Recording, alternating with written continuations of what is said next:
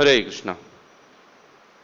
तो आप सभी लोगों का आज के श्रीमद् भागवत कक्षा में मैं हार्दिक स्वागत करता हूं। हम पाठ कर रहे श्रीमद् भागवतम के अष्टम स्कंद का 16वां अध्याय है। उसका 39 श्लोक लिखा हुआ है बोर्ड पे। ये श्लोक वस्तुतः अछंद कैटेगरी में आता है, जिसको छंद में विभाजित नहीं किया जाता है, लेकिन फिर भी यह गद्य नहीं है। हाँ, ये गद्य नहीं है, लेकिन इसको अछंद बोलते हैं। भगवद गीता में भी ऐसे 4-5 श्लोक आते हैं जिसको दो अलग अलग छंद में गाया जाता है। ये छंद नामक एक अलग छंद का प्रकार है, जो कि मुझे आता नहीं है, क्योंकि इसको दो छंद में विभाजित कर दिया गया है। पहला एक श्लोक अलग है और दूसरा श्लोक अलग है। तो सिर्फ मैं इस श्लोक को पढ़ूंगा, दोहराने की कोई आवश्यकता नहीं है। या मेरे पीछे खाली आप दोहराइएगा और हम आगे बढ़ते हैं।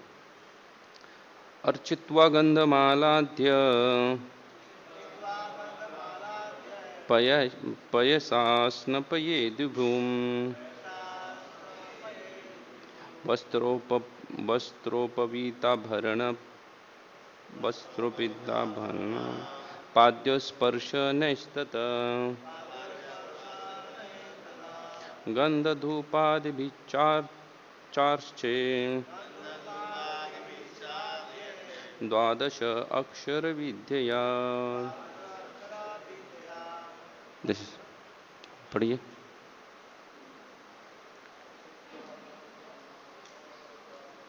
अचिन्मालाय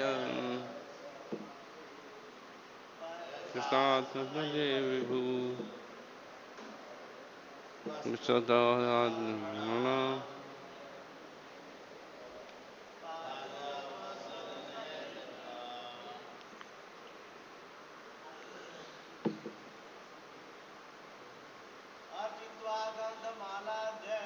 अर्चित्वा गंधमालाधे पयसास्नपयेद्भू वस्त्रोस्मिताभरण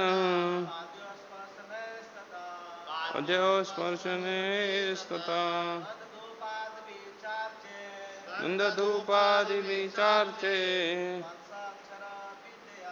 12 विद्या। अर्चित्वा गंधमालाद्य पैसासने विदु वस्त्रोपवीताभरण पाद्यस्पर्शने ततः गन्धधूपादिभिश्चार्चे 12 विद्या। अर्चित्वा गंधमालाध्य पयसास्नपये विदु वस्त्राभित्राभरण पाद्यस्पर्शने गन्धधूपादिभिश्चार्चे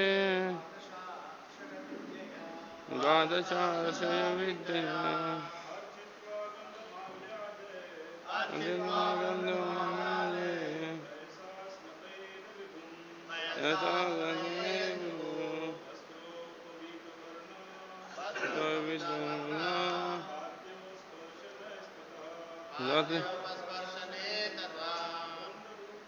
विद्या। गन्धधूपादिभिश्चार्चे 12 अक्षर विद्या। वैष्णवी दोहरानी चाहेगी। तो हम शब्दार्थ देखते हैं। अर्चिता इस प्रकार पूजा करके, गंधमालाद्य अगरू फूल की माला इत्यादि के द्वारा,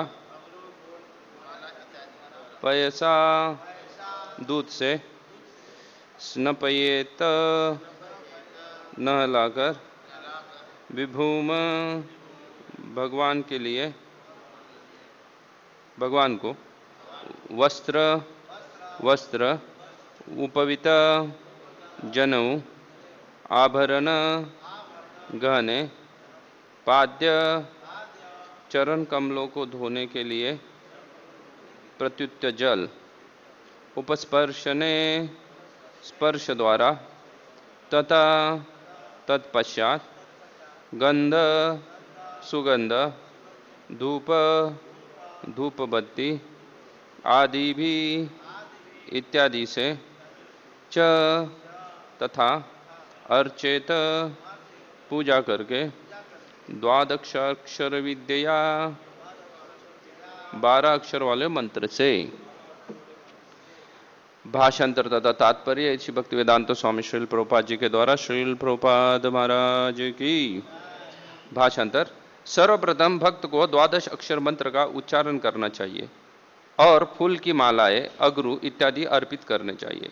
इस प्रकार से भगवान की पूजा करने के बाद भगवान को दूध से नहलाना चाहिए और उन्हें उपयुक्त वस्त्र तथा यज्ञोपवीत पहनाकर गहने से सजाना चाहिए। तत्पश्चात भगवान के चरणों का प्रक्षालन करने के लिए जल अर्पित करके सुगंधित पुष्प अगरू तथा अन्य सामग्री से भगवान की पूजा करनी चाहिए। तात्पर्य 12 मंत्र है। ओम नमः भगवते वासुदेवाय। अर्च विग्रह की पूजा करते हुए भक्त को चाहिए कि वह 12 बाएं हाथ से घंटी बजाए और पाद्य आर्घ वस्त्र गंध माला आभार भूषण इत्यादि अर्पित करे। इस तरह भगवान को दूध से नहलाकर वस्त्र पहनाना चाहिए और समस्त सामग्री से उनकी पुनः पूजा करनी चाहिए। ओम अज्ञानतिमिरान्धस्य ज्ञानाञ्जनशलाकया चक्षुरुन्मीलितं येन तस्मै श्रीगुरुवे नमः। श्रीचैतन्य मनोभीष्टं स्थापितं येन भूतले स्वयं रूप कदा मह्यं ददाति स्वपदाङ्कितं।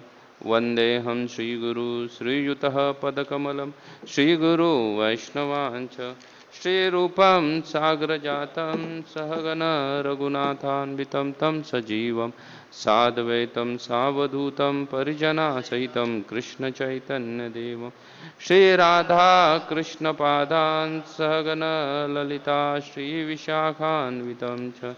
नमो विष्णुपादाय कृष्णप्रेष्ठाय भूतले श्रीमते भक्तिवेदांत स्वामिनीति नामिने। नमस्ते सरस्वती देवे गौरवाणी प्रचारिणे निर्विशेष शून्यवादी पाश्चात्य देश तारिणे। जय श्री कृष्ण चैतन्य प्रभु नित्यानंद श्री अद्वैत गदाधर श्रीवासादि श्री गौर भक्त वृंद। हरे कृष्णा कृष्णा कृष्णा हरे हरे हरे राम राम राम हरे हरे। हरे कृष्णा। आज के प्रातःकालीन श्रीमद् भागवत कक्षा में उपस्थित आप सभी श्रोतागणों का हृदयपूर्वक हार्दिक स्वागत करता हूँ। हम पाठ कर रहे श्रीमद् भागवतम के 8वें स्कंद के बारे में। श्रीमद् भागवतम के बारे में कहा गया है कि जिसका भाग्य उदित होता है वो नित्य श्रीमद् भागवतम का क्या करता है, श्रवण करता है। उसको श्रवण करने का सौभाग्य प्राप्त होता है। हम प्राय सोचते हैं भाग्य उदित जिसका होता है उसको धन प्राप्त होता है। शास्त्र उस बात को नहीं मानता है। शास्त्र मानता है कि जिसका भाग्य उदित होता है उसको क्या मिलता है, का।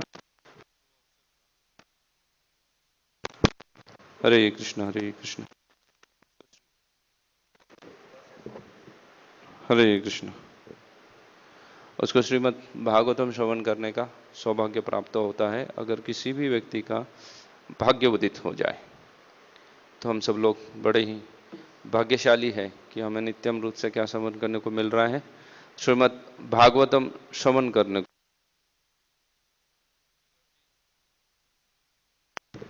हरे कृष्ण।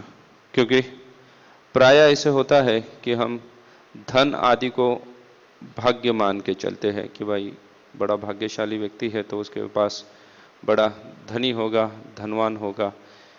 लेकिन वास्तविकता में देखा जाए तो एंड रिजल्ट जो है वो धनवान का कोई एंड रिजल्ट नहीं है, या हो सकता है रजस गुण में स्थित होके या तमोगुण में स्थित होके क्या हो जाएगा, मध्यम तिष्ठति या अधोगच्छन्ति, यही हो जाएगा।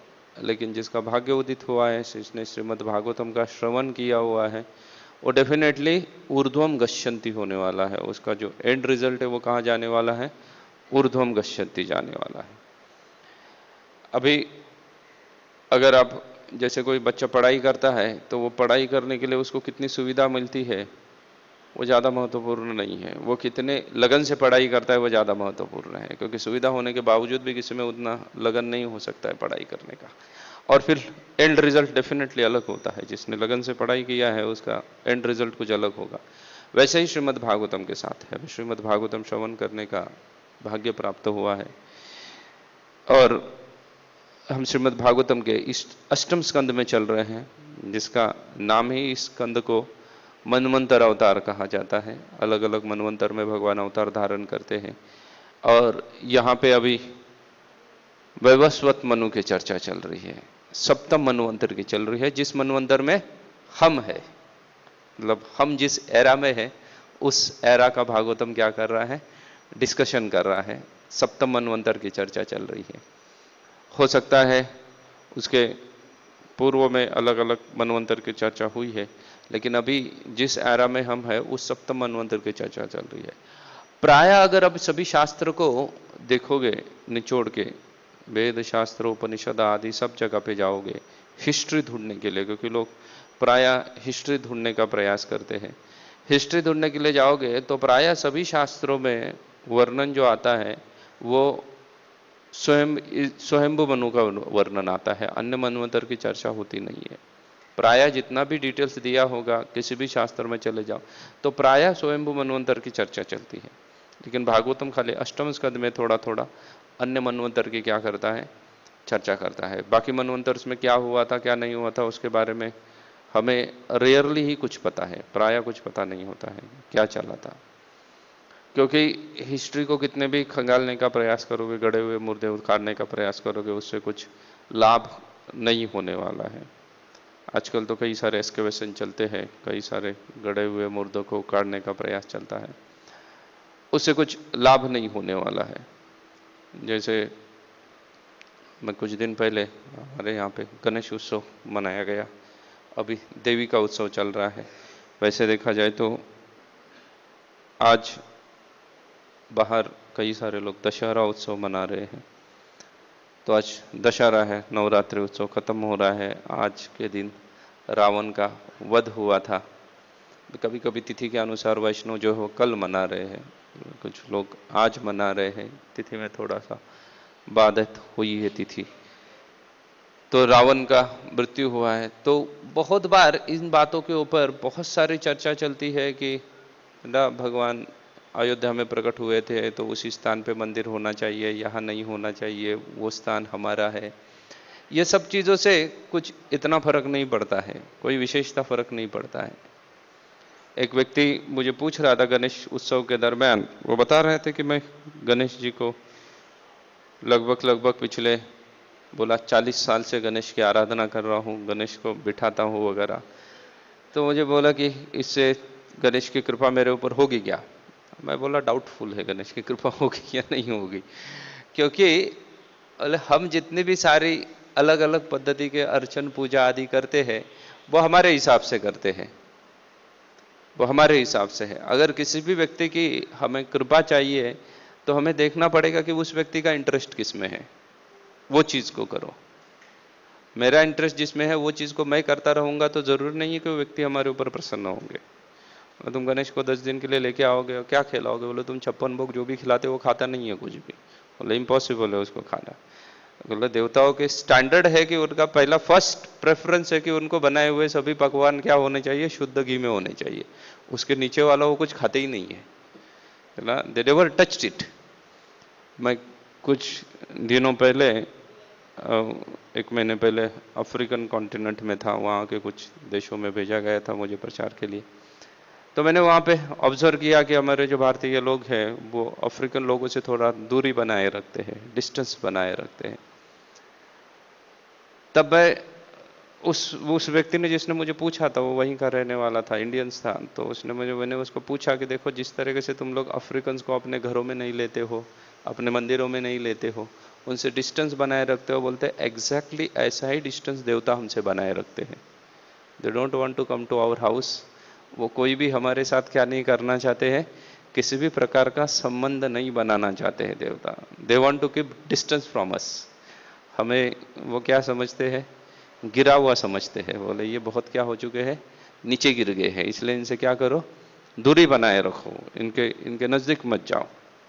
प्राय कोई धनी व्यक्ति है, वो धनी व्यक्ति किसी गरीब को, झोपड़पट्टी में रहने वाले को अपने घर में नहीं बुलाता है, या ना उसके घर में जाता है।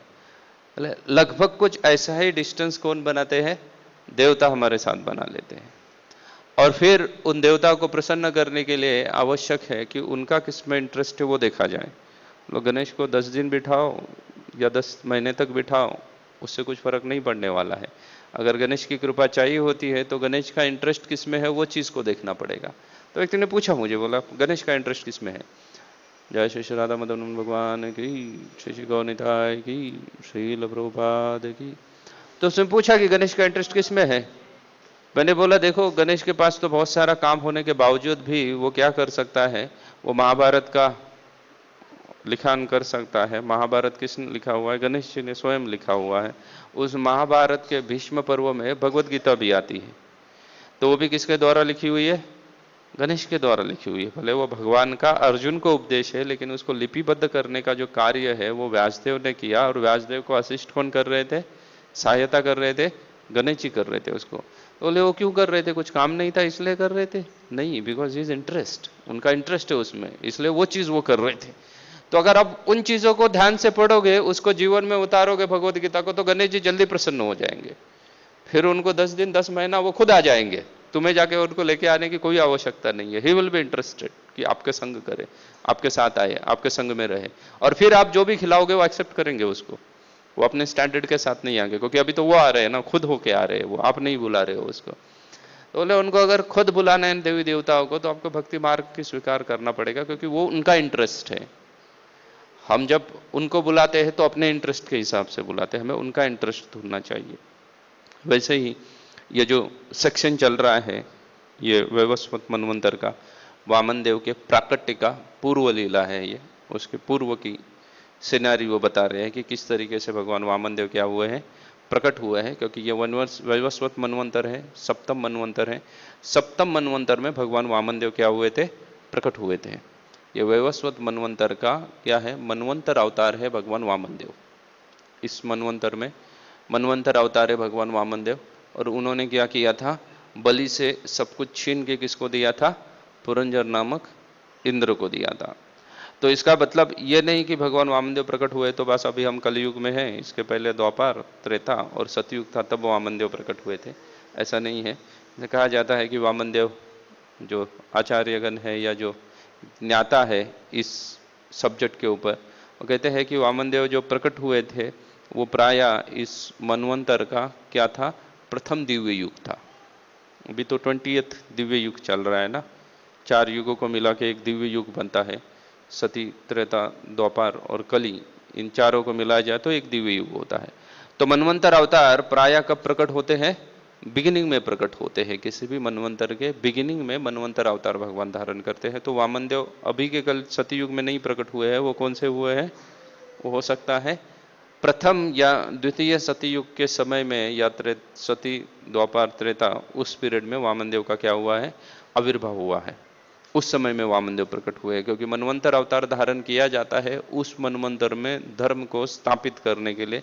तो कभी भी मध्य में धर्म को स्थापित नहीं किया जाएगा। अगर धर्म लोगों को पालन करवाना है तो वो कहाँ पालन करना चाहिए, वो बिगिनिंग में स्थापित होना चाहिए। इसलिए इस मनवंतर के बिगिनिंग के दिव्य युगों में, प्रथम दिव्य युग में भगवान वामन देव क्या हुए थे, प्रकट हुए थे।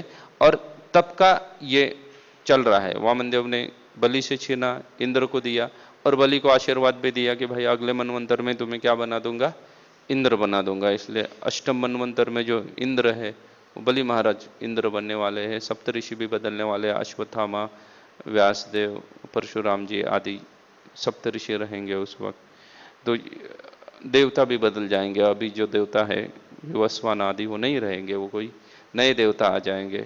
हो सकता है आप लोग को भी चांस मिल जाए, अगर आप ट्राई करना चाहते हो देवता बनने का, तो आपको भी देवता बना दिया जा सकता है अगले मनवंतर में।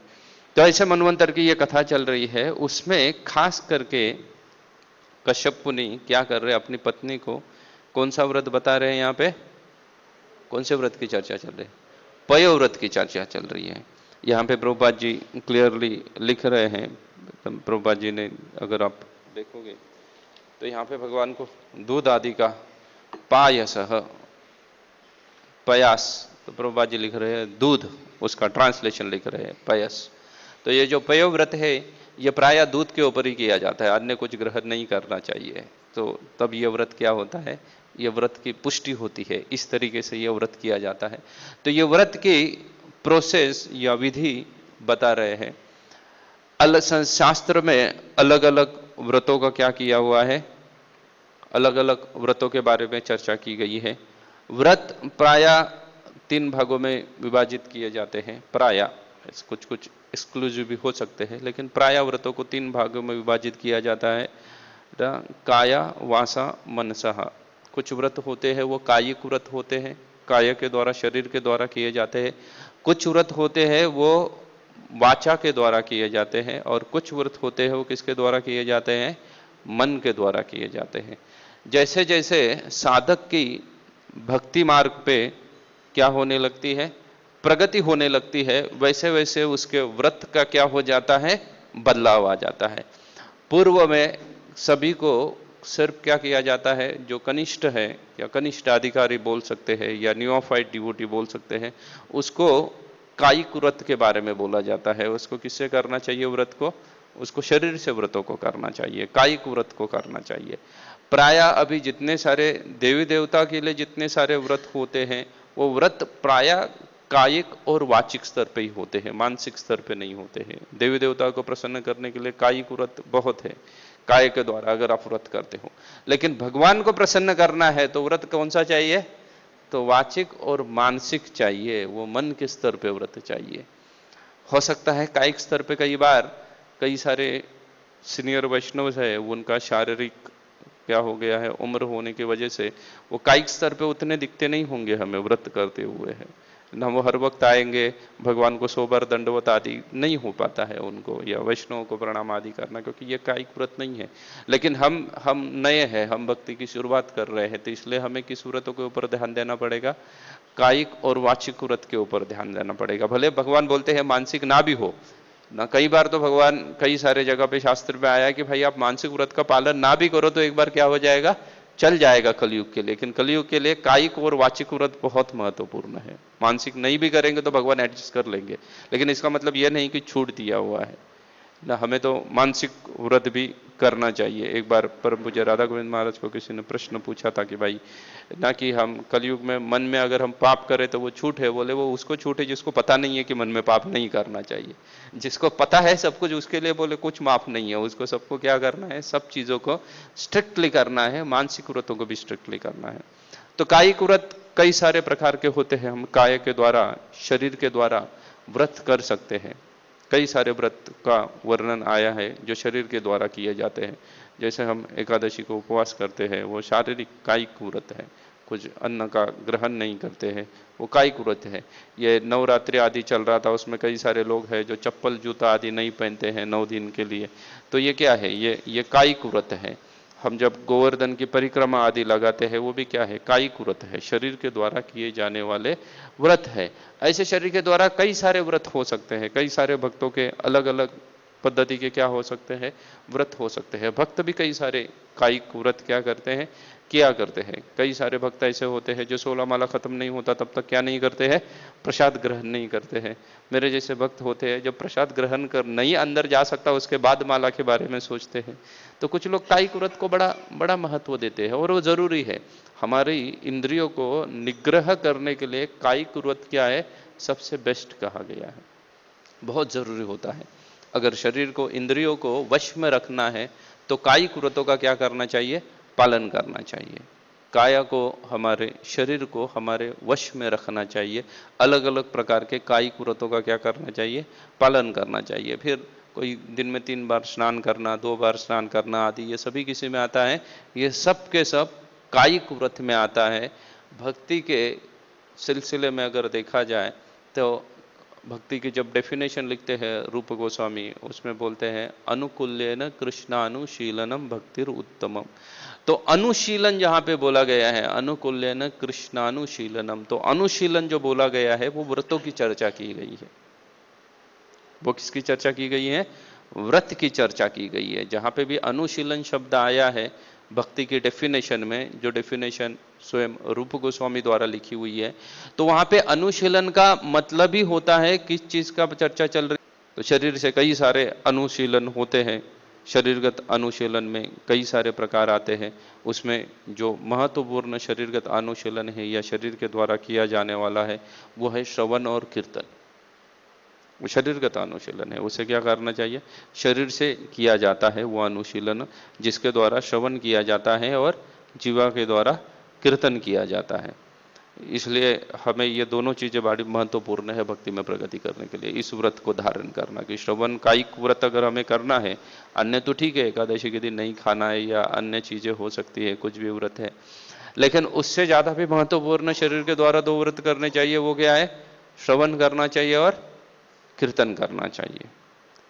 जितना अच्छा श्रवण होगा जिसका जितना अच्छा कीर्तन होगा, उसकी भक्ति में रॉकेट वे से वो प्रगति करेगा। हम जो बेसिक है उसको भूल जाते हैं। हम ऐसे सोचते हैं कि जितना ज्यादा सेवा करेगा वो उसकी भक्ति में प्रगति होगी। मुश्किल है। वो जितना सेवा करेगा उसके साथ उसका श्रवण और कीर्तन होना अति आवश्यक है, क्योंकि अगर श्रवण और कीर्तन नहीं होगा तो सेवा के द्वारा उसका अहंकार, अहम ममत्व आदि बढ़ सकता है। अहम ममत्व जो चीज है कि मैंने किया और इसके साथ मेरी क्या बन जाएगी, फिर आसक्त हो जाऊंगा, क्योंकि मैंने किया ना। तो अहम, मैं, ममत्व, माया, उस चीज के साथ माया, ये दोनों बढ़ सकता है कि मैंने किया है इसलिए मेरा क्या है, इसके प्रति आसक्ति है, इस वस्तु के प्रति आसक्ति है, इस चीज के, इस सेवा के, किसी के प्रति भी आसक्ति हो सकती है। तो ये अहम ममत्व वाली चीज है। अगर आप सिर्फ सेवा सेवा करेंगे तो अहम ममत्व क्या बढ़ता रहेगा? मल्टीप्लाइज होता रहेगा, फटाफट फटाफट बढ़ता रहेगा। तो फिर तपस्या नहीं हुई है उधर। लेकिन कायिक तपस्या अगर वास्तव में करनी है तो फिर काया के द्वारा दो चीजें अच्छे से की जा सकती है, वो है श्रवण और कीर्तन। जीवा के द्वारा कीर्तन कर सकते हैं, कानों के द्वारा क्या करते हैं? श्रवण करते हैं। तो हमें भक्त या वैष्णव होने की वजह से ये सब चीज़ों को अच्छे से समझना पड़ेगा। जब तक हम इनको जानते नहीं है, फिर हम क्या है, भाई सीनियर है, ऑर्गेनाइजेशन चलानी है, इतना बड़ा क्या करते हैं ना, बना के रखा है, फैला के रखा है, तो इसको मैनेज भी करना है। तो प्रचार करो, सेवा करो, सेवा करो, और भक्त फिर 24 घंटा सेवा में लगा रहता है। और फिर वो क्या करता है, जो चीज़ें जहाँ पे होनी चाहिए उसको द्वितीय स्थान देने लगता है, जबकि उसको प्रथम स्थान होना चाहिए था। उसको प्रथम स्थान होना चाहिए था, लेकिन वो जप और श्रवण ये दोनों को क्या करने लगता है? द्वितीय स्थान देने लगता है। बोलते सेवा के दिन सब लोग सेवा के समय में प्रेजेंट होने चाहिए, भागवतम में चाहे हो या ना हो। जबकि होना क्या चाहिए था?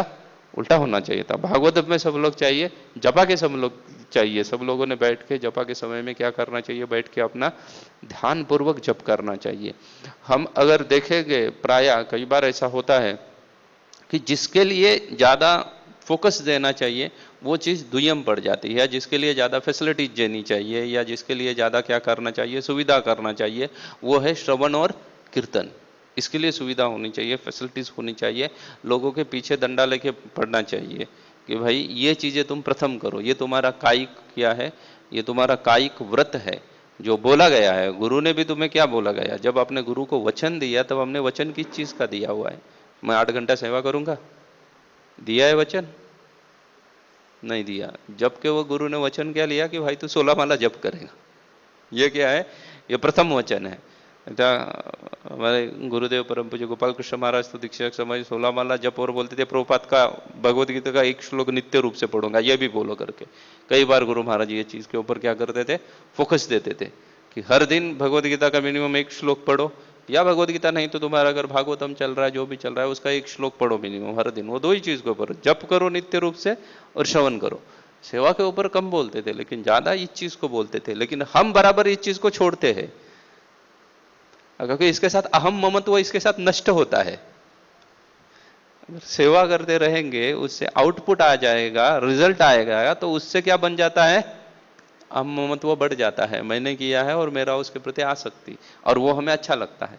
लेकिन जप आदि करो तो इससे अहम ममत्व क्या होने वाला है?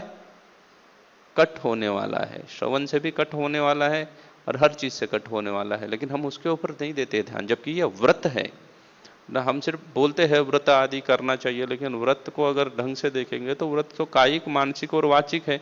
तो पहला तो व्रत कायिक है। कायिक व्रत में सबसे इंपॉर्टेंट श्रवण और कीर्तन है। अगर आप श्रवण को भी देखोगे और नीचे उसके अंदर गहरा में उतर गए तो श्रवण को भी 3 भागों में विभाजित कर देते हैं। बोलते हैं शास्त्र श्रवण करना चाहिए, हरि कथा श्रवण करना चाहिए, नाम श्रवण करना चाहिए।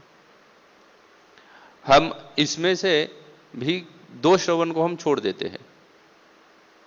श्रवण करते भी है तो इसमें से शास्त्र श्रवण, हरि कथा श्रवण, नाम श्रवण, ये 3 चीजों का श्रवण करना चाहिए। लेकिन हम इसमें से क्या करते हैं, बड़ा हरि कथा श्रवण अच्छा लगता है क्योंकि वहां पे क्या है, पास्ट टाइम्स है, ड्रामाज है, थ्रिल्स है। तो किसी को महाभारत सुनाओ तो लोग बैठ के सुनेंगे, बोले अच्छा चल रहा है क्योंकि इसमें थ्रिल चल रहा है ना, सब थ्रिलिंग सिचुएशन है। रामायण सुनाओ तो भी अच्छा लगता है लोगों को, थ्रिलिंग चल रहा है। तो ये हरि कथा श्रवण है, अच्छी बात है, हरि कथा में रुचि होनी चाहिए। लेकिन उसके साथ साथ शास्त्र श्रवण में भी व्यक्ति को रुचि होनी चाहिए। शास्त्र और हरि कथा 2 अलग चीजें होती है। श्रीमद् भगवद गीता ये शास्त्र है, श्रीमद् भागवतम ये हरि कथा है, या उपनिषद आदि ये शास्त्र है ना। पुराण ये क्या है, सभी ये कथाएं है। तो शास्त्र श्रवण में लोगों को फिर रुचि नहीं आती है, कुछ सब एक जैसा ही लगता है। पूरा भगवत गीता के सब श्लोक ना, पूरा 700 श्लोक याद भी कर ले, लेकिन उसको क्या लगता है, सब एक जैसे ही लगते हैं। समझ में नहीं आता कि क्या चल रहा है उन श्लोकों में, भगवान क्या बोलना चाहते हैं। लेकिन शास्त्र इज अ प्रिंसिपल्स को समझ में आना चाहिए। अगर प्रिंसिपल समझ में नहीं आएंगे तो पालन क्या करोगे, उसको पालन ही नहीं कर सकते। पालन करने के लिए प्रिंसिपल समझ में आना चाहिए, इसलिए शास्त्र अच्छे से समझ में आनी चाहिए। इसलिए शास्त्र श्रवण क्या है, बहुत ही आवश्यक है। और उसके साथ हरि कथा श्रवण भी करना चाहिए, और उसके साथ साथ क्या करना चाहिए, नाम श्रवण करना चाहिए, हरि नाम को श्रवण करना चाहिए। और हरि नाम को श्रवण करने में जो सबसे मुख्य श्रवण है वो है आपका खुद का किया हुआ जप श्रवण करना चाहिए।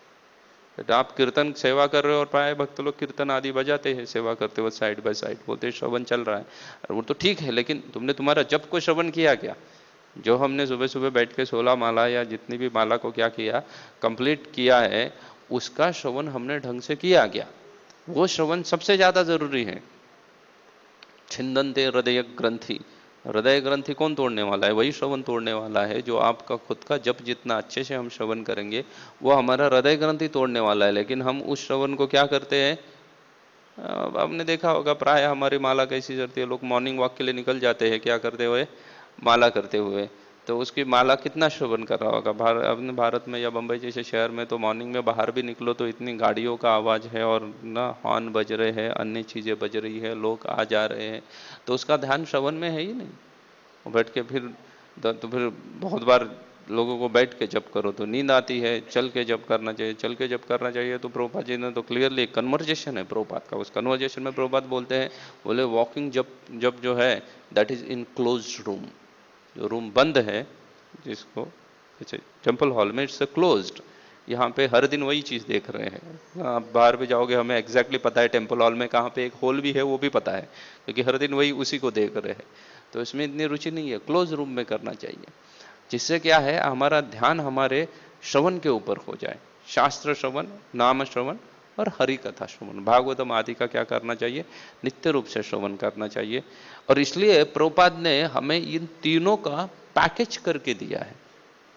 प्रभुपाद ने तीनों को क्या करके दिया है, पैक करके दिया है। सुबह सबसे उठते ही पहले बोले क्या करो, तुम नाम श्रवण करो। श्रवण जरूरी है तो सुबह उठते ही नाम श्रवण करो, बैठो और क्या करो, अपना माला ले लो और बैठ जाओ, माला को करो, उसको श्रवण करो, जो जप कर रहे हो उसको श्रवण करो, नाम स्मरण करो। बोले उसके बाद हरि कथा श्रवण करो, भागवतम अटेंड करो, उसको श्रवण करो। और शाम को भगवत गीता क्लास रखा है, बोले शास्त्र श्रवण भी होना जरूरी है। प्रभुपाद ने तीनों को एक साथ दिया, हमें एक भी चीज छोड़ी नहीं है। शास्त्र श्रवण करने के लिए भी लगाया, शाम को भगवत गीता क्लास होता है, that is what Prabhupada strategies. उसके बाद क्या लगाया है, शास्त्र श्रवण, हरि कथा श्रवण लगाया। श्रीमद् भागवतम प्राय हरि कथा है, सुबह उसको भी कंपलसरी किया है। और कंपलसरी क्या किया है, नाम श्रवण भी कंपलसरी किया है। हर किसी को बैठ के क्या करना चाहिए? नाम जप करना चाहिए, ये भी कंपलसरी किया है। तीनों श्रवण को प्रभुपाद ने पैट करके दिया है। ये होता है हमारा प्राय काया का व्रत हो गया है, या शरीरगत अनुशीलन कहा जाता है। उसके बाद फिर वाचा के द्वारा भी अनुशीलन होता है। वाचिक व्रत होते हैं। कई सारे लोग वाचिक व्रत को धारण करते हैं। वो वाचिक व्रत को धारण करते हैं, हालांकि उनका वाचिक व्रत ही गलत होता है। कई सारे लोग हैं, वो क्या करते हैं? वो मौन धारण करते हैं। आपने कई बार देखा होगा मौनी बाबा आदि ना, कुछ कुछ भक्त होते हैं। वो भी एक ऐसा ही मंदिर में आने वाला भक्त मुझे पूना में मिलता था। उसका एकादशी को मौन रखता था, कुछ बात नहीं करता था। मैं बोला उससे अच्छा है जब का कुछ व्रत रखो एकादशी को, उससे अच्छा है बात करो, चांट हरे कृष्णा, और उसका कुछ पर्टिकुलर माला करो, 64 करो, 128 करो, 192 करो, ये सब चीज करो। मौन से क्या फर्क पड़ने वाला है? लेकिन लोग मौन व्रत धारण करते हैं, ये वाचिक व्रत है। उनका रहता है कि ये समय में क्या करूंगा? मौन धारण करूंगा। कुछ कुछ लोग होते हैं वो उस पर्टिकुलर देवी देवता के पीरियड में बिजनेस की कोई भी चर्चा नहीं करेंगे, ऐसा मौन धारण करते हैं। ऐसे कई सारे वाचिक व्रत हो सकते हैं। कई बार शास्त्रों में ऐसे कुछ वाचिक व्रत के बारे में कहा गया है, जैसे झूठ कभी नहीं बोलना चाहिए, ये भी वाचिक व्रत है। ये वाचा के द्वारा किया जाने वाला व्रत है कि मैं क्या नहीं करूंगा? झूठ नहीं बोलूंगा, गाली नहीं दूंगा, अपशब्द का प्रयोग नहीं करूंगा। ये सभी वाचिक व्रतों में आता है। ये वाचिक व्रत करने चाहिए। लेकिन इन वाचा के व्रत में सबसे अच्छा है कि भाई क्या करूं? वाचा दी हुई किसके लिए है? बोलने के लिए दिया हुआ है ना, हरिनाम करने के लिए दिया हुआ है। तो इसीलिए मैं उसका क्या करूं? उसका उपयोग करूं, अनुशीलन करूं उसका। किसके लिए? जप आदि करने के लिए अगर मैं उसका अनुशीलन करता हूं, उस व्रत का पालन करता हूं, तो अच्छी चीज है। अगर हम एकादशी को डिसाइड करके चलते हैं कि मैं कुछ नहीं बोलूंगा, पूरे दिन भर में 24 घंटे में हरे कृष्णा या भगवान का नाम छोड़ के कुछ नहीं बोलूंगा, प्रसाद दो मुझे, ये भी नहीं बोलूंगा, भगवान बड़े प्रसन्न हो जाएंगे। 24 घंटा अगर हम लेके चलते हैं, ये ऐसे व्रत होने चाहिए। ये वाचिक व्रत है कि पूरा दिन भर में मैं सुबह से शाम तक कुछ नहीं बोलूंगा, ना किसी को मैसेज लिखूंगा, ना व्हाट्सएप चेक करूंगा, कुछ नहीं। 1 डे ना अवे फ्रॉम द फोन्स वगैरह सबको पहले ही बोल दो कि कल भाई मुझे कुछ नहीं बोलना है करके, ना कुछ इमरजेंसी है तो ही मुझे बताना। और इमरजेंसी मतलब कोई जाने वाला है तब इमरजेंसी होती है, उसके नीचे कोई इमरजेंसी नहीं है। इमरजेंसी मतलब कोई जाने वाला है तो ही इमरजेंसी है, उसके नीचे की कोई इमरजेंसी नहीं। Other all things can be postponed, उसको पोस्टपोन किया जा सकता है, मरने वाले को पोस्टपोन नहीं किया जा सकता। तो that is called as the emergency. उसके बीच का कोई इमरजेंसी ना रखते हुए अगर हम रखेंगे ऐसे वाचिक व्रत को, जो वाचा के द्वारा किए जा सकते हैं, कि भाई पूरे 24 घंटे में सिर्फ और सिर्फ अगर कुछ बोलूंगा तो सिर्फ क्या बोलूंगा? हरे कृष्णा ही बोलूंगा। भगवान का नाम छोड़ के बाकी सब मैं क्या धारण किया हूं? मौन व्रत धारण किया हूं। यह वाचिक व्रत है। अगर ऐसा कोई करता है तो भगवान उससे डेफिनेटली प्रसन्न हो जाएंगे। अन्य व्रत भी है कि झूठ नहीं बोलना है या अन्य चीजें है, किसी को अपशब्द का प्रयोग नहीं करना है, इससे भगवान प्रसन्न हो। लेकिन उससे ज्यादा प्रसन्न होंगे अगर हम इस तरीके से वाचिक व्रत करेंगे। अभी कार्तिक महीना आ रहा है, बहुत सुंदर प्रसंग चल रहा है, ये व्रतों का प्रसंग चल रहा है। और अभी कार्तिक जस्ट आज शुक्रवार, अगले शुक्रवार से कार्तिक चालू हो रहा है ना, नेक्स्ट आज शनिवार है, नेक्स्ट फ्राइडे से कार्तिक महीना चालू हो रहा है। और उसके पहले ही ये व्रतों की चर्चा चल रही है श्रीमद् भागवतम में। तो हमें भी अभी कार्तिक आ रहा है तो किसी ना किसी कायिक, वाचिक या मानसिक तो व्रत नहीं कर सकते हम, लेकिन मानसिक व्रत भी होते हैं जिसको अनुशीलन में, कृष्णा अनुशीलनम में मनोगत अनुशीलन कहते हैं जीव गोस्वामी। मन के द्वारा किया जाता है, मन के द्वारा स्मृति, ध्यान आदि यह मानसिक अनुशीलन है। किसी को नित्य रूप से याद करना या ध्यानस्थ बैठ के भगवान के ऊपर ध्यान करना। श्रीमद् भागवतम के 3 स्कंद में 27, 28, 29 ऐसे अध्याय आते हैं, उसमें भगवान के ध्यान की चर्चा होती है। भगवान के चरण के ऊपर ध्यान करना है ना, भगवान के बेली के ऊपर ध्यान किया जाता है, भगवान के वक्षस्थल के ऊपर ध्यान किया जाता है, भगवान के मुखमंडल के ओर ध्यान किया जाता है। ये सभी क्या है? ये मानसिक व्रत है। अभी मानसिक व्रत तो हम कर नहीं सकते हैं ना, क्योंकि कलयुग का जीवात्मा है, मन वैसे ही डिस्टर्ब है, तो ऐसी परिस्थिति में मानसिक व्रत करना तो बड़ा मुश्किल है। लेकिन कायिक और वाचिक व्रत तो डेफिनेटली हम कर सकते हैं, जो बोला गया है व्रतों की यहाँ पे। अभी यहाँ पे भी जो बता दिया जा रहा है ना, पयो व्रत बता दिया जा रहा है, तो वो शारीरिक व्रत है। पयो का मतलब ये दूध है, दूध के ऊपर जीवित रहना है, ये शारीरिक व्रत है। और उसके साथ साथ मानसिक व्रतों के बारे में भी चर्चा की है कि किसी को गलत मत बोलो, ये 9 दिन में ये करो, ऐसे सोओ वैसा सोओ। कार्तिक में आता है ना, सुबह जल्दी उठो, ब्रह्म मुहूर्त में उठना चाहिए, ब्रह्म मुहूर्त में स्नान करना चाहिए, कार्तिक व्रतों में आता है। तो ये कार्तिक का क्या है, ये शारीरिक व्रत है। सुबह उठो, जल्दी ब्रह्म मुहूर्त में उठो, ठंडे पानी से स्नान करो, फिर भगवान के मंदिर तक चल के जाओ, फिर भगवान का दर्शन करो। ये सभी शारीरिक व्रतों की चर्चा हो रही है। तो ऐसा किसी ना किसी प्रकार का शारीरिक या वाचिक व्रत हमें क्या करना चाहिए, ग्रहण करना चाहिए। इनको ठीक से समझ के इनका पालन करना चाहिए, जो भगवान को क्या करते हैं, भगवान को प्रसन्न करेंगे, जिसमें वो इंटरेस्टेड है। हम भगवान को 56 भोग खिलाए, हो सकता है भगवान उसमें इंटरेस्टेड है नहीं, क्योंकि हमारा क्वालिटी ऑफ कुकिंग से, माताओं को पता होगा, क्वालिटी ऑफ कुकिंग से उनके पति और बच्चे खुश नहीं होते, तो भगवान कहाँ से खुश होने वाले हैं। जिस तरीके से हम कुकिंग करते हैं, तो भगवान ज़्यादा प्रसन्न होंगे अगर हम क्या करते हैं, किसी भी प्रकार की तपस्या या व्रत धारण करते हैं। हरे कृष्णा। किसी की कोई टिप्पणी है, प्रश्न?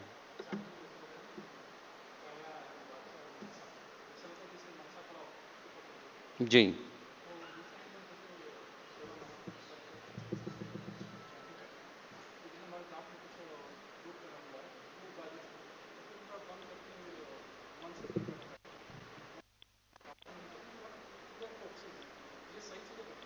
ये मानसिक वही कर सकता है, जब का भी ना अलग अलग प्रकार होते हैं, वैखारी मानसिक ऐसी भाषा होती है, लेकिन हमारे स्तर पे वो करना बड़ा मुश्किल है। इसलिए बेटर है, अगर हाँ किसी का 1 दिन के लिए या 2 दिन के लिए कोई समस्या है तो चलो ठीक है, लेकिन कोई समस्या नहीं है।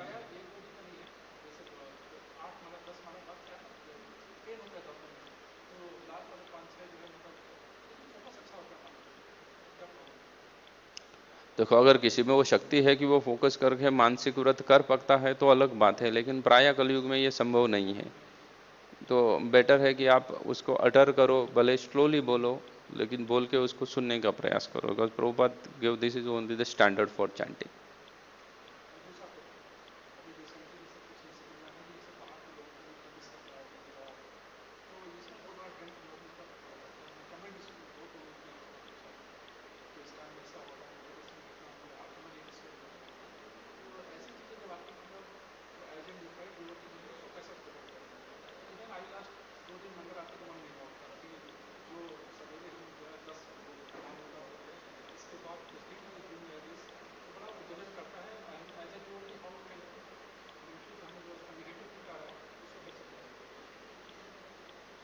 देखिएगा, इस्कॉन एक अस्पताल है, घटनाएं अच्छी हो। प्रभुपद जी पूछ रहे हैं कि कई बार ऐसे जब लोगों को हम प्रचार करने जाते हैं तो बोलते हैं इस्कॉन में ऐसे होता है वैसे होता है, इसलिए हम आना नहीं चाहते, तो उनको कन्विंस कैसे करें। तो उनको कन्विंस करने के लिए पहले दूसरों को कन्विंस करने के पहले हम कन्विंस होने चाहिए। किसी भी कन्विंस करने के पहले क्या होना चाहिए, मेरा कन्विक्शन होना चाहिए। और मेरे अंदर ही श्रद्धा नहीं है तो मैं दूसरों को श्रद्धा कहाँ से प्रदान करूंगा। यस, हाँ, तो फिर हमारा कन्विक्शन का इशू है। प्रचार करना है तो पहले हमारा, जिसकी खुद की श्रद्धा दृढ़ श्रद्धा है, वो कोमल श्रद्धा वालों को क्या कर सकता है, प्रचार कर सकता है। लेकिन अगर मेरी खुद की श्रद्धा ही कोमल श्रद्धा है तो फिर मैं प्रचार नहीं कर सकता। मेरी ही कोमल है ना, उसको कुछ हो जाएगा तो वो बिखर जाएगी, तो मैं प्रचार नहीं कर सकता। प्रचार खाली दृढ़ श्रद्धा वाले कर सकते हैं, जिसका खुद का कन्विक्शन है। उसको सामने वाला कुछ भी बोले, उसको कुछ फर्क नहीं पड़ता है। चाहे संस्था के बारे में बोले, उसके गुरु वाले में बोले, उसके खुद के बारे में बोले, प्रोसेस के बारे में बोले, उसको कुछ फर्क नहीं पड़ता है। तो उसकी क्या है, दृढ़ श्रद्धा है, वो प्रचार जाके कर सकता है किसी को भी, क्योंकि उसका कन्विक्शन स्ट्रांग है। जब कोमल श्रद्धा होती है तो कोमल श्रद्धा के समय में प्राय ऐसा बोला जाता है कि भाई प्रैक्टिकली कि भाई तुम्हारी संस्था में ये हो रहा है वो हो रहा है। देखो, ये संस्था एक अस्पताल के समान है। भक्ति सिद्धांत सरस्वती ठाकुर तो क्लियरली बोलते हैं, इट्स अ नेसेसरी इविल, जरूरी है। क्योंकि क्या है, नेसेसरी है संस्था रहना, क्योंकि सरकार के नियम वैसे है। लेकिन फिर भी वो किसके तरह है, इविल के तरह है, क्योंकि भौतिक संसार है, कलयुग है, तो उसका कार्य इविल की तरह है। उसमें कई सारे आपको समस्याएं नजर आएंगे। लेकिन जब हम किसी भी अस्पताल में जाते हैं, प्राय ये हमारी कलयुग की ये क्या हो चुकी है, मेंटेलिटी हो चुकी है कि अस्पताल में जाओ तो अस्पताल 5 स्टार होटल की तरह दिखना चाहिए।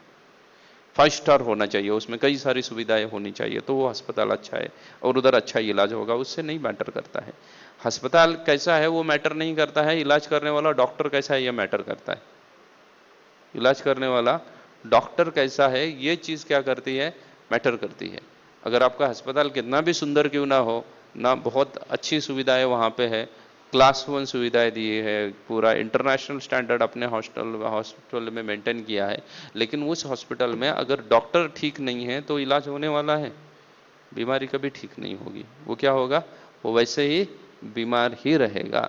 लेकिन अस्पताल झोपड़पट्टी में खुला हुआ है, एक झोपड़ी में अस्पताल बना हुआ है, लेकिन वो डॉक्टर बेस्ट क्वालिटी का है, तो डॉक्टर क्या करेगा, उधर भी उसको क्या कर देगा, वो ठीक कर देगा, कुछ परेशानी नहीं होगी, वो किसी भी परिस्थिति में वो पेशेंट को ठीक करेगा क्योंकि डॉक्टर ठीक है। अभी रहा इस्कॉन भी एक हॉस्पिटल के समान है, यहाँ पे जो डॉक्टर है वो श्रील प्रभुपाद जी है या उनके शिष्यगण है, गुरु आदि है, ये सभी क्या है, डॉक्टर है, और उसके नीचे है वो पेशेंट है। दो पेशेंट एक दूसरे को ना क्या करते हैं, जनरल वार्ड में जब भर्ती होता है तो आपने देखा होगा अस्पताल में भी दो पेशेंट के बीच में झगड़ा होता है, कई बार इधर उधर खिसकाने के, नजदीक नजदीक रहते हैं ना, जनरल वार्ड मतलब कम जगह में ज्यादा लोगों को बिठाने का प्रयास होता है, तो हो सकता है ना कि मेरे कॉट की स्टूल है वो उसने खींच लिया और इसने खींच लिया, तो ऐसे झगड़े किसके बीच में हो रहे हैं, पेशेंट्स के बीच में हो रहे हैं, वो कोई डॉक्टर्स के बीच में झगड़े नहीं होने। जो जो बुद्धिमान व्यक्ति है वो हॉस्पिटल में किसके लिए आता है, डॉक्टर के लिए, ट्रीटमेंट के लिए आता है, और डॉक्टर अच्छा है तो मुझे जाके क्या करना चाहिए, वहां ट्रीटमेंट लेनी चाहिए। अच्छा, किसी अस्पताल में पेशेंट के साथ कोई दो पेशेंट मिलकर झगड़ा कर दिए तो उसको उसको क्या कह सकते हैं, it is not mistake of hospital, वो हॉस्पिटल की गलती नहीं है, वो किसकी गलती है, पेशेंट की गलती है। हाँ, हो सकता है थोड़ा हॉस्पिटल ने मैनेजरली उनको कंट्रोल में रखना चाहिए था, लेकिन finally they both are patients, doctor नहीं झगड़ते कभी भी, झगड़ता कौन है, पेशेंट झगड़ रहे हैं। तो स्कॉट पे भी जो झगड़े हो रहे हैं या आपको लग रहा है ऐसा, तो वो झगड़ा किसने किया है, पेशेंट ने किया है, डॉक्टर कोई नहीं है उसमें, डॉक्टर झगड़ा नहीं कर रहा है, क्योंकि डॉक्टर को उससे इंटरेस्ट नहीं है, डॉक्टर को स्टूल अच्छा मिला या ना कॉट के ऊपर जो पेशेंट को कॉट रखता है उसके ऊपर गद्दी डाली हुई है या उसके ऊपर दरी डाली हुई है, डॉक्टर को डजंट मैटर इट। डॉक्टर के लिए ये क्या करता है, कुछ मैटर नहीं करता है, वो तो ट्रीटमेंट कर देगा, वो पेशेंट को गद्दी पे छुलाओ या ना दरी पे सुलाओ, वो उसको ठीक कर देगा पेशेंट को। झगड़ा कौन कर रहा है, पेशेंट कर रहा है कि भाई मेरे को दरी मिला है, मेरे गद्दी क्यों नहीं मिली है। तो दो पेशेंट अगर झगड़ रहे हैं, इट डजंट मैटर। तो हमें खुद को ये कन्विक्शन होना चाहिए कि भाई झगड़े हो रहे हो किसके बीच में हो रहे हैं, जब भी समस्या है वो पेशेंट झगड़ रहे हैं, डॉक्टर नहीं झगड़ रहे हैं, ये पेशेंट कर रहा है। और हम आए किसके लिए अस्पताल में, दूसरे पेशेंट को मिलने के लिए आए नहीं, हम आए किसके लिए, हम हमारे ट्रीटमेंट के लिए आए हैं। तो आप जब डॉक्टर के साथ आए हो, उसके संग में अस्पताल में बैठे हो, क्लिनिक में बैठे हो, किसी पेशेंट ज्यादा बीमार है, वो रात भर खा खा खा खा कर रहा है, और हम बोल रहे हैं यार यहाँ सब खा खा चाव चाव कर रहे हैं, मैं क्या करता हूँ दूसरा अस्पताल जाता हूँ, मूर्ख है हम लोग, क्योंकि हम उसके लिए आए थे, हम तो आए थे डॉक्टर के लिए ना, तो वेट ना, डॉक्टर तुम्हें ट्रीट करेगा। अभी वो भी पेशेंट है, बीमार है, ज्यादा बीमारी है उसकी, तो खांस रहा है रात भर, चीख रहा है रात भर, क्या करे, सहन करना चाहिए उसको, क्योंकि हम डॉक्टर के लिए आए हुए हैं ना, तो डॉक्टर के पास तो कैसे भी पेशेंट आ जाएंगे, तो वो सहन करने के अलावा कोई कोई ऑप्शन नहीं है हमारे पास, वो क्योंकि बीमार है ना, वो भी जबरदस्ती कर रहा है ऐसा नहीं है, उसकी बीमारी ज्यादा है, इसलिए वो खांस रहा है पूरे रात भर, और उसकी वजह से हमारी नींद नहीं हो रही है, तो सहन करो, कोई दिक्कत नहीं है, क्योंकि हम आए हैं डॉक्टर के लिए यहाँ पे। अगर डॉक्टर के लिए आए हैं, ये इसके ऊपर हम कन्विंस हो जाएंगे ना, तो फिर एन नंबर ऑफ प्रॉब्लम्स को भी देखने के बाद बोलेंगे कि ये जगह है, ये सही जगह है, क्योंकि अस्पताल is known for doctors not for patients. Patient के साथ उसका कोई रिलेशन नहीं होता है, उसकी क्वालिटी डिपेंड होती है उसके डॉक्टर के अनुसार। और we are convince that Prabhupada is the best doctor, उनके मेडिसिन अच्छे हैं, उनकी ट्रीटमेंट अच्छी है, उनका प्रिस्क्रिप्शन अच्छा है, तो पेशेंट कैसे भी आ जाए, हमें क्या लेना देना है, वो अपना देखे, हम हमारे देख लेंगे, क्योंकि हमें ठीक होना है ना, हमें जो बोला गया है हम ठीक से करें। वो शायद नहीं ले रहा है मेडिसिन, उसको दिन में 4 बार बोला है, वो एक ही बार खा रहा है, तो वो अभी उसका मतलब है, वो 4 बार खाएगा तो उसकी खांसी भी रुक जाएगी, लेकिन वो नहीं ले रहा है 4 बार मेडिसिन को, एक ही बार ले रहा है, लेकिन हमें जितने बार बोला है हमें उसको। क्लियर? यस।